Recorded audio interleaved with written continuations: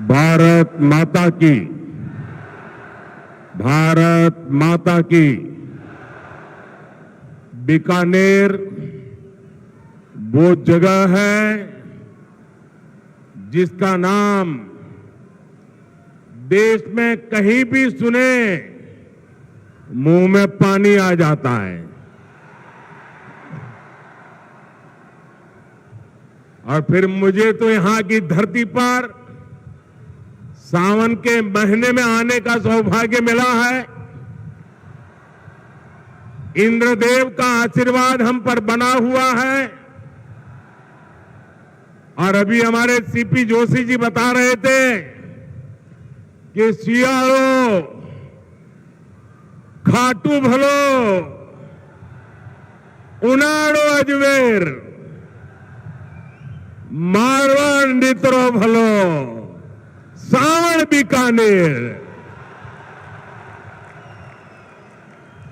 यहां के रसगुल्लों की मिठास, यहां की नमकीन और भुजिया का स्वाद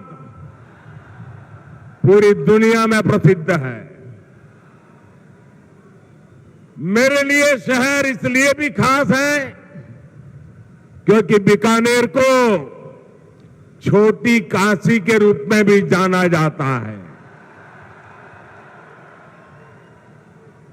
यहां काशी की ही तरह गौरवशाली अतीत भी है और अध्यात्म भी है। ये पावन धरा मां करणी की धरती है।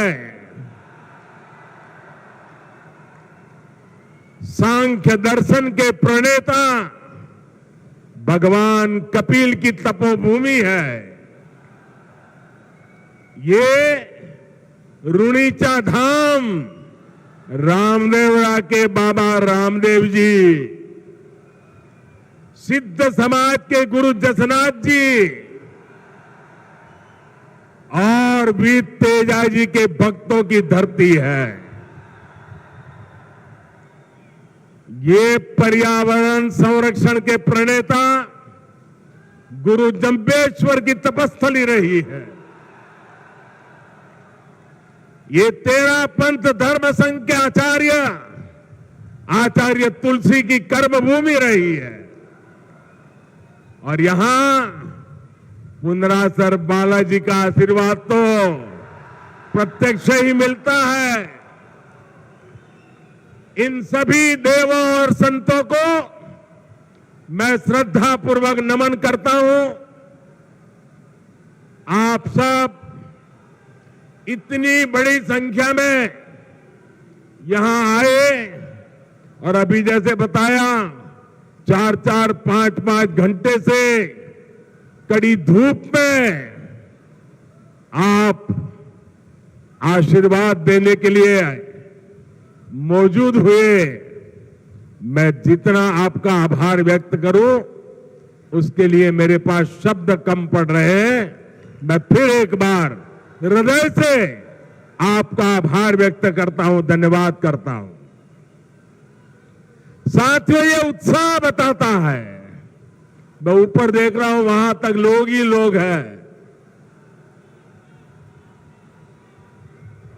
ये उत्साह बताता है कि राजस्थान में मौसम का पारा ही नहीं चढ़ा है, बल्कि कांग्रेस सरकार के खिलाफ जनता का पारा भी चढ़ चुका है। और जब जनता का पारा चढ़ता है तो सत्ता की गर्मी उतरते और सत्ता बदलते भी वक्त नहीं लगता। साथियों, अभी कुछ ही देर पहले मुझे राजस्थान के विकास के लिए 24,000 करोड़ रुपए की विकास परियोजनाओं के लोकार्पण शिलान्यास का अवसर मिला। अमृतसर जामनगर एक्सप्रेसवे को राजस्थान में पड़ने वाला 500 किलोमीटर से लंबा सेक्शन अब शुरू हो गया है। इसके पहले दिल्ली मुंबई एक्सप्रेसवे के दिल्ली दौसा लालसोट सेक्शन का भी शुभारंभ हुआ था। राजस्थान की कनेक्टिविटी के लिए जितना काम भाजपा सरकार ने किया है उतना पहले कभी नहीं हुआ है।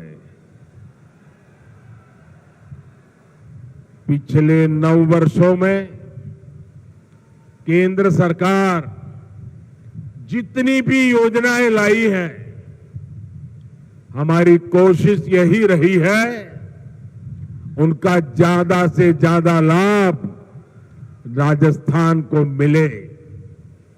हमने देश भर के गरीबों के लिए 4 करोड़ पक्के मकान बनाए। इसमें से करीब 20 लाख घर राजस्थान के मेरे गरीब भाइयों बहनों को मिला है। 20 लाख घर। हमने देश भर में करीब 50 करोड़ गरीबों के बैंक खाते खोले। इस वजह से राजस्थान के 3 करोड़ गरीबों को पहली बार बैंक की सुविधा मिली। कोरोना के मुश्किल समय में यही बैंक खाते गरीबों की सबसे बड़ी ताकत बने।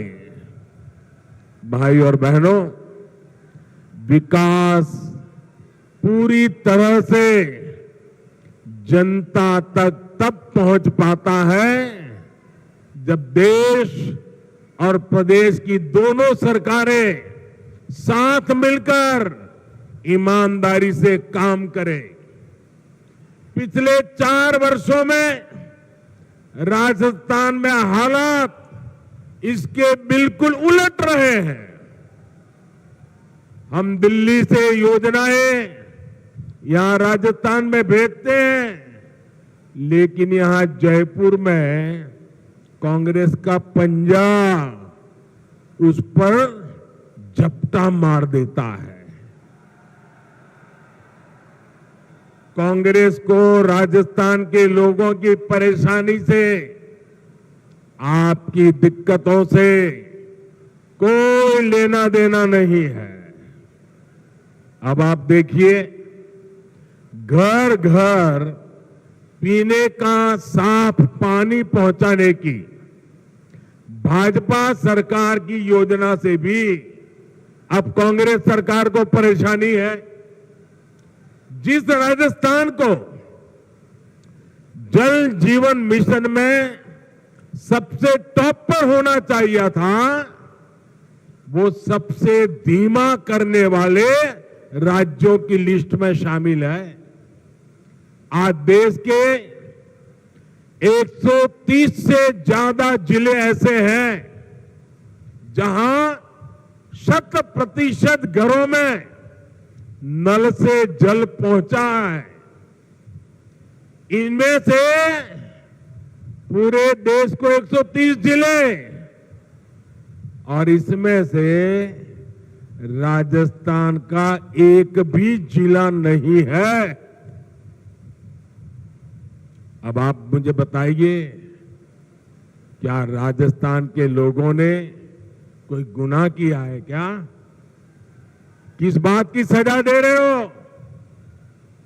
क्या राजस्थान के लोगों ने कोई गलती की है क्या? क्या आपको नल से जल मिलना चाहिए, नहीं मिलना चाहिए? आपके घरों में पानी आना चाहिए, नहीं आना चाहिए? देश के 130 जिलों में हो रहा है, आपका एक जिला तो होना चाहिए कि नहीं होना चाहिए था? साथियों, गलती राजस्थान के लोगों की नहीं, गलती यहां की कांग्रेस सरकार की है। कांग्रेस सरकार ने 4 सालों में राजस्थान का बहुत नुकसान किया है। और ये बात कांग्रेस के नेता भी अच्छी तरह जानते हैं। राजस्थान में कांग्रेस की हार इतनी सुनिश्चित है कि यहां की सरकार अभी से बाय बाय मोड में आ गई है। मुझे पता चला है कि कुछ मंत्री विधायक तो अभी से अपने सरकारी बंगले खाली करके अपने खुद के घरों में शिफ्ट होने लगे हैं। अपनी हार पर इतना भरोसा सिर्फ कांग्रेस के नेता ही कर सकते हैं। साथियों, पुरानी कहावत है कि दिया बुझने से पहले जोर से लपलपाता है। अपनी हार के डर से कांग्रेस भी ऐसा ही कर रही है। इसके लिए वो राजस्थान के लोगों को गुमराह करने पर उतर आई है। लेकिन भाइयों बहनों, आपको याद रखना है, कांग्रेस का एक ही मतलब है। कांग्रेस मतलब, साथियों, आपका प्यार सर आंखों पर। आप आगे आने की कोशिश मत कीजिए। आपका प्यार मेरे सर आंखों पर। साथियों, कांग्रेस का मतलब है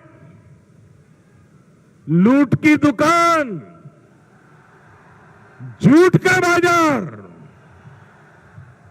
लूट की दुकान, झूठ का बाजार।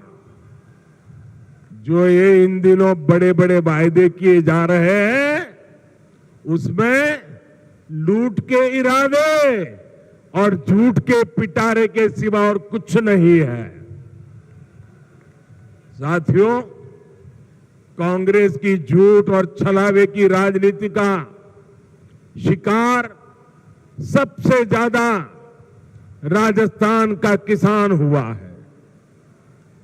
आप मुझे बताइए, पिछले चुनाव में कांग्रेस ने किसानों का कर्ज माफ करने का वादा किया था। कांग्रेस ने वादा किया था। इनके नेता ने 10 दिन के भीतर भीतर कर्ज माफी की कसम खाई थी। क्या किसानों का कर्ज माफ हुआ? 10 दिन, 10 महीने और अब 4 साल कर्ज माफ हुआ क्या? किसानों को कुछ मिला क्या? यहां के किसान इतनी बड़ी मात्रा में बाजरा उत्पादन करते हैं। हमने मोटे अनाजों को श्री अन्न के तौर पर प्रमोट किया, दुनिया में पहुंचाने का बीड़ा उठाया है। बाजरा पड़ोस के हरियाणा में 2350 रुपये प्रति क्विंटल बिका, 2350 रुपया प्रति क्विंटल, और ज्यादा दूर नहीं हरियाणा में। और यहां राजस्थान में वही बाजरा किसान 1300 रुपये में बेचने को मजबूर हो गया। हमने राजस्थान के किसानों के लिए नर्मदा का पानी पहुंचाया। इन्होंने इसे रोकने में भी कोई कसम नहीं छोड़ी। किसानों से यही नफरत कांग्रेस की फितरत है, यही इनकी हकीकत है। साथियों, विकास के लिए यह जरूरी होता है कि सरकार ईमानदार भी हो और सरकार स्थिर भी हो। आज दुनिया में हिंदुस्तान का सम्मान बढ़ा है क्योंकि देश में आज एक स्थिर सरकार है। आपने स्थिर सरकार बना करके मुझे काम करने का मौका दिया है। जिन जिन प्रदेशों ने लगातार स्थिर सरकारों को चुना है, डबल इंजन सरकारों को चुना है, वहां प्रदेश भी तेजी से विकास कर रहे हैं। लेकिन राजस्थान में जब से कांग्रेस सरकार आई है, इन्होंने क्या किया? 4 साल से पूरी कांग्रेस पार्टी और सरकार बस आपस में लड़ रही है। हर कोई एक दूसरे की टांग खींच रहा है। अपने अपने गुट को मजबूत बनाने के लिए खुलेआम सौदेबाजी हो रही है। एक खेमे के विधायकों को ट्रांसफर, पोस्टिंग और लूट की खुली छूट मिली हुई है ताकि वो दूसरे गुट में भाग न जाए। ये लड़ाई केवल खेमों तक ही नहीं है, सारे मंत्री भी आपस में लड़ रहे हैं कि इस विभाग में लूट का काम मुझे मिले, वो मुझे लूटने दिया जाए। इस विभाग का काम उस विभाग को क्यों दिया गया? इस मंत्री कमीशन उस मंत्री के पास कैसे चला गया? पूरी राजस्थान सरकार इसी खींचतान में लगी पड़ी है। और इस पर पूरी खींचतान के बीच राजस्थान के मुख्यमंत्री अपने बेटे का भविष्य बचाने में जुटे हुए हैं। उन्हें राजस्थान के बेटे बेटियों की कोई चिंता नहीं है। इस वजह से भी कई मंत्री विधायक उनसे खार खाए हुए हैं। आप मुझे बताइए साथियों, क्या ऐसे लोग राजस्थान का भला कर सकते हैं? राजस्थान के युवकों का भला कर सकते हैं? राजस्थान के गांवों का भला कर सकते हैं?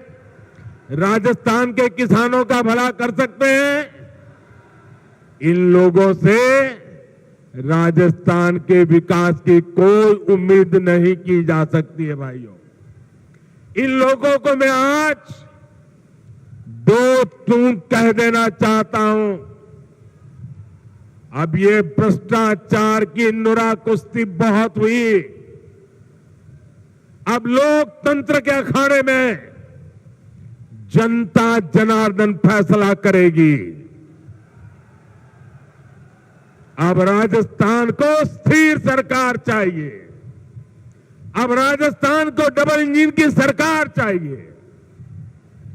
अब राजस्थान को परिवारवाद नहीं, अब राजस्थान को विकासवाद चाहिए।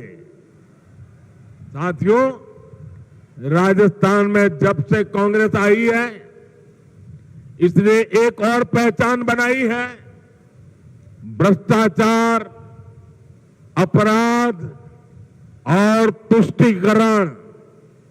हालत यह है कि जब भ्रष्टाचार की रैंकिंग होती है तो राजस्थान उसमें नंबर 1 आता है, नंबर 1 आता है।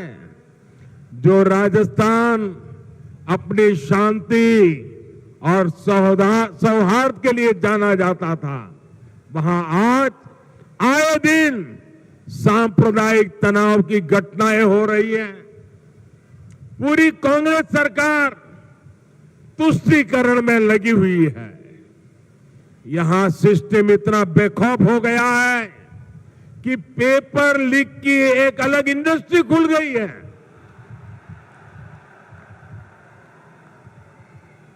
अब तक 17 बड़ी परीक्षाओं के पेपर लीक हो चुके हैं। यानी यहां युवाओं के भविष्य से खुलेआम खिलवाड़ हो रहा है। साथियों, हर जगह स्कूल कॉलेजों को राजनीति से बाहर रखा जाता है ताकि बच्चों का भविष्य खराब न हो। लेकिन राजस्थान में कांग्रेस की लूट ने शिक्षण संस्थानों को भी नहीं बख्शा। यहां के शिक्षक मुख्यमंत्री के सामने आकर कह रहे हैं कि तबादले के लिए खुली घूस चल रही है, लेकिन कहीं कोई सुनवाई नहीं हो रही। भाइयों और बहनों, महिलाओं के खिलाफ अपराध के मामले में, बलात्कार के मामले में राजस्थान सबसे आगे है। हालात ये है कि यहां रक्षक ही भक्षक बन रहे हैं और दुर्भाग्य ये कि बलात्कार और हत्या के आरोपियों को बचाने में पूरी सरकार जुटी हुई नजर आती है। अपने वोट बैंक की राजनीति के लिए हमारी बेटियों पर गलत नजर डालने वालों को कांग्रेस संरक्षण दे रही है। राजस्थान के लोग कांग्रेस के इन पांकुपों को अब ज्यादा बर्दाश्त नहीं करेंगे। ये महिलाओं के सम्मान की, उनकी आन बान की धरती है। ये राजस्थान की धरती है। ये मां पन्ना धाय की धरती है। ये वो धरती है जहां हाड़ा रानी ने अपने पति को युद्ध में भेजने के साथ ही अपना बलिदान दे दिया था। आत्मसम्मान और धर्म की रक्षा राजस्थान की रगों में है। इस पर कीचड़ उछालने की हिम्मत करने वाली कांग्रेस को राजस्थान कभी माफ नहीं करेगा। साथियों, कांग्रेस एक ऐसी पार्टी है जो अगर सत्ता में रहती है तो खा खा कर देश को खोखला करती है, और जब ये सत्ता से बाहर जाते हैं तो देश को गाली दे देकर बदनाम करने लगते हैं। इनको भारत की प्रगति से इतनी तकलीफ है कि इनके नेता विदेश में जा जाकर के भारत को गाली देते हैं।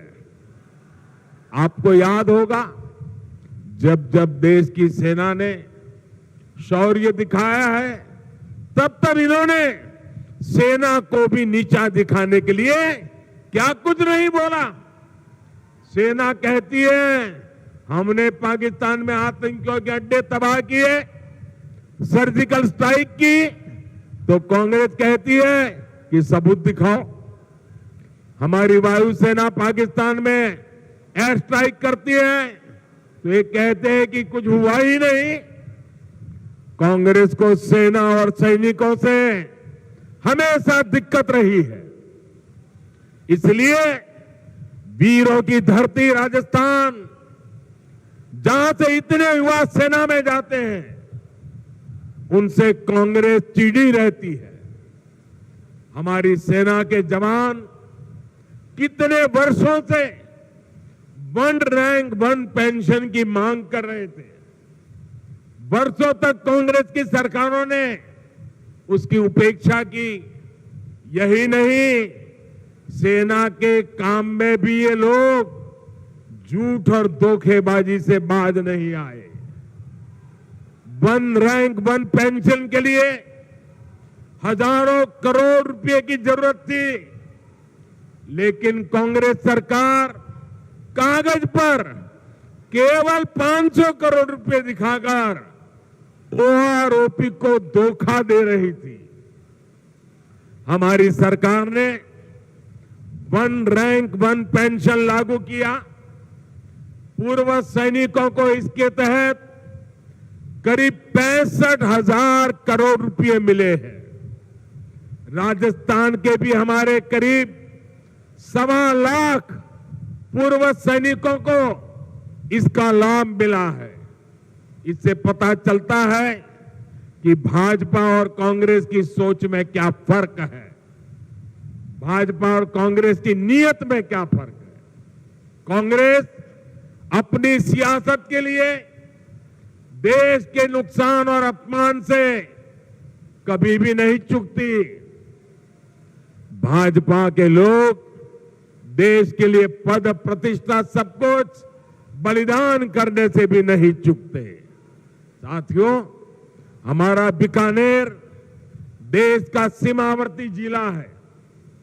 संकट के समय ये जिला सबसे पहले देश की रक्षा के लिए खड़ा होता है। लेकिन कांग्रेस सरकार ने इस जिले की भी उतनी ही उपेक्षा की है। कांग्रेस ने दशकों तक सीमावर्ती इलाकों को जानबूझकर विकास से वंचित रखा। आज हम बॉर्डर पर हाईटेक सड़कें बना रहे हैं। सीमावर्ती गांवों को विकास को पहली प्राथमिकता बनाकर हमने वाइब्रेंट विलेज स्कीम शुरू की है। लेकिन इन सभी प्रयासों का पूरा लाभ तभी मिलेगा जब यहां डबल इंजन की सरकार होगी। इसके लिए हमें अभी से तैयारियों में जुट जाना है।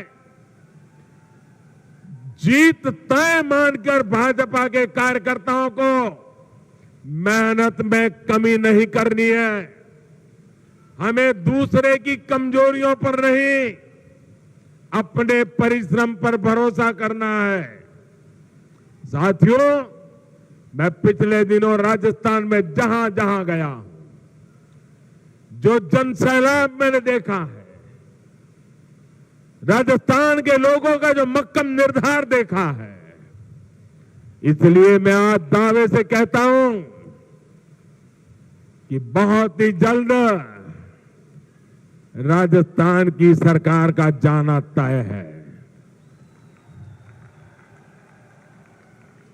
साथियों, आप इतनी बड़ी संख्या में आए, मुझे भरोसा है कि आप राजस्थान में डबल इंजन सरकार बनाने के लिए भी कोई कसर नहीं छोड़ेंगे। इसी विश्वास के साथ आप सभी का बहुत बहुत धन्यवाद। मेरे साथ पूरी ताकत से बोलिए, दोनों हाथ ऊपर करके बोलिए, भारत माता की, भारत माता की, भारत माता की। और जैसे अभी हमारे बीकानेर के सांसद मेघवाल जी नौ रंग की बात करते थे, इस नवरंग को चमकाने के लिए इस शुभ अवसर पर मैं आप सबसे आग्रह करता हूं, अपना मोबाइल फोन निकालिए, उसका फ्लैश चालू कीजिए और इस नवरंग का प्रकाश लोगों को पहुंचाइए। हर किसी के मोबाइल फोन का फ्लैश चालू कीजिए। शाबाश। दूर दूर तक हर एक के मोबाइल का फ्लैश चालू करिए। बोलिए, भारत माता की, भारत माता की, भारत माता की। बहुत बहुत धन्यवाद।